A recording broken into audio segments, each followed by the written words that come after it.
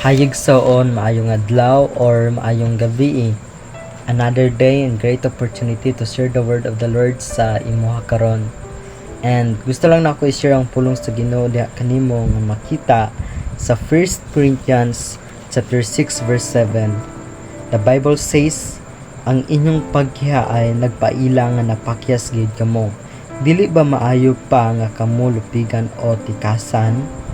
These passages na nagahisgot about sa fellow Christians nato, no, ana siya ang atong pagkiha ay nagpaila nga napakyas kayud kita.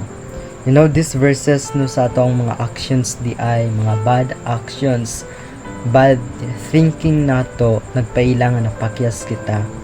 It because in this world wala jud perfecto, no. Roma 3:10, wala jud perfecto sa atoa. That's why we fail always sa ato ang kinabuhi. We fail always sa ato ang kinabuhi kung gusto ta matarong, no. Dili jud nato to siya mabuhat it because every single day nakasala jud ta sa Ginoo. And kini nga verses naga-remind sa ato ang atong kinabuhi is napakyas jud kita. In our life or in whole life, napakyas jud kita.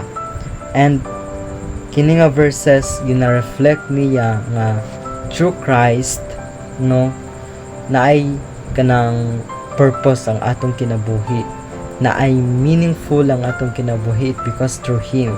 It because sa atong kapakyasan, no, gina-accept niya sa atong kapakyasan, ginadawat japon ta niya it because musunod ta sa iyaha. And tungod sa atong kapakyasan through Christ, gina-remind ta niya nga ang atong kinabuhi is napay hope.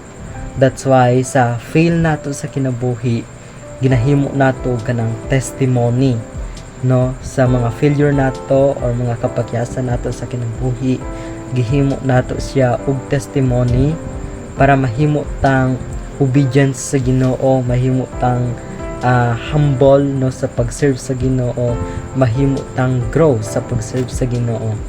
That's why these verses gina-encourage ta niya, no, nga ang atong life luyo sa kapakyasan nato sa Ginoo, luyo sa kanang mga mali nato nga nabuhat.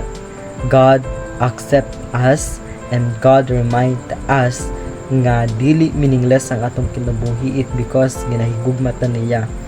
And if ang imong kinabuhi is puno sa kapakyasan, then nalibog ka kung unsa na ang imong buhaton for the next steps, no, which is mao ang pagpangita, mao ang pag-allow kay Jesus imong kinabuhi. It because through Him i-align ka niya for a good purpose, and katong ang mga napakyas ni mga nabuhat mahimo to nimong testimony